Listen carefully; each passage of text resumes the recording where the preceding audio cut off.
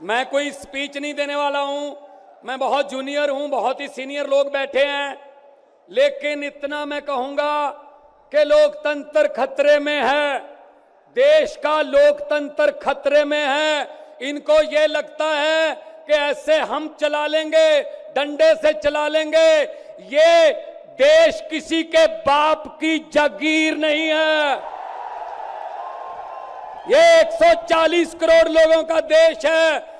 ये आजादी हमें शहीद आजम भगत सिंह, राजगुरु सुखदेव, मदन लाल ढींगरा, करतार सिंह सराबा, चंद्रशेखर आजाद जैसे हजारों योद्धाओं ने अपनी जवानी में गले में फांसी के रस्से लटका के ये आजादी हमें दी है। ये इनके किसी बाप दादे की जागीर नहीं है।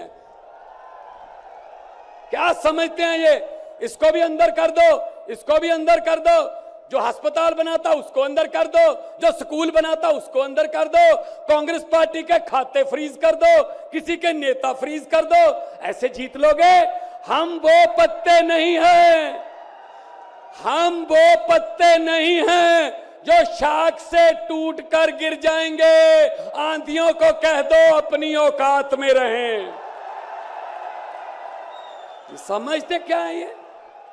अरविंद केजरीवाल को अंदर कर दो, हेमंत सोरेन को अंदर कर दो, इसके घर ईडी भेज दो, इसके घर इसकी एमपीशिप कैंसिल कर दो, इसका घर छीन लो। अरे मालिक तुम हो, इन घरों के मालिक तुम हो। इन घरों की मालिक 140 करोड़ जनता है। कोई पता नहीं किस घर में लोगों ने किसको पहुंचाना है। ये गलत फहमी में है। हुकूमत वो करते हैं जिनका दिलों पर राज होता है। यूं कहने को तो मुर्गे के सर पे भी ताज होता है।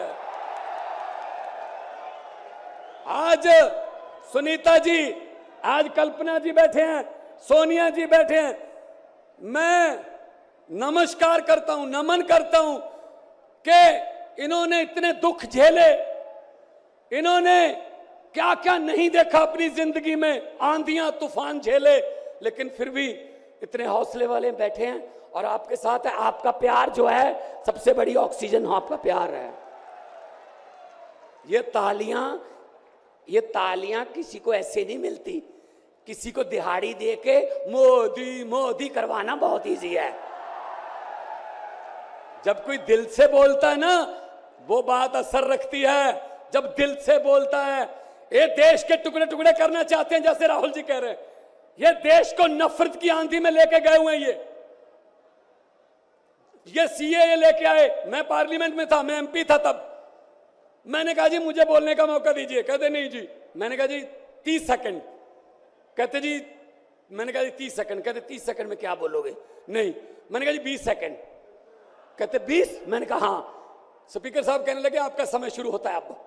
तो मैंने 20 सेकंड में बोला, मैंने कहा लंबे सफर को मीलों में मत बांटिए, कौम को कबीलों में मत बांटिए। एक बहता दरिया है मेरा भारत देश, इसको नदियों और झीलों में मत बांटिए। अरविंद केजरीवाल को तो गिरफ्तार कर लोगे, लेकिन उसकी सोच को कैसे गिरफ्तार करोगे? जो लाखों अरविंद केजरीवाल देश में पैदा हो चुके हैं, उनको किस जेल में कैद करोगे? अरविंद केजरीवाल एक व्यक्ति नहीं है, अरविंद केजरीवाल एक सोच का नाम है।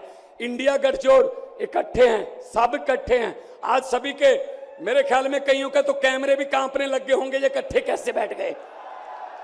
ये चाहते नहीं हम इकट्ठे बैठे, कभी ये इधर से कभी इधर से, कोई वाह। लेकिन मैं ये कहना चाहता हूं सबको कि आओ इकट्ठे हो जाएं और इन भ्रष्टाचारियों को कह दो, भगवंत मान ने बोला था, इन भ्रष्टाचारियों को कह दो कि जितने मर्जी इकट्ठे कर लो पैसे, हीरे, मोती, मगर ख्याल इतना रहे कफन पे जेब नहीं होती। कोई पैसा साथ नहीं जाएगा। लूट लो देश को, कितना लूटना है। गरीबों की बद्दुआएं ना लो, गरीबों की बद्दुआएं ना लो। हर बात पे झूठ चल रहा है, हर बात पे जुमला चल रहा है, झूठ पे झूठ, जुमले पे जुमला। अभी जुमले बनाने वाली फैक्ट्रियां चल रही हैं। अभी आने वाले दिनों में आपके पास नए नए जुमले आएंगे।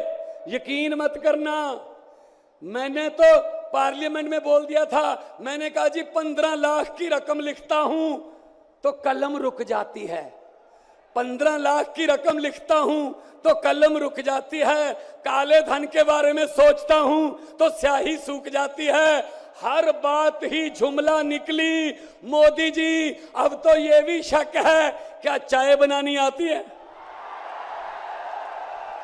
मुझे लगता चाय भी नहीं बनानी आती होगी, जिस किस्म का झूठ चल रहा है।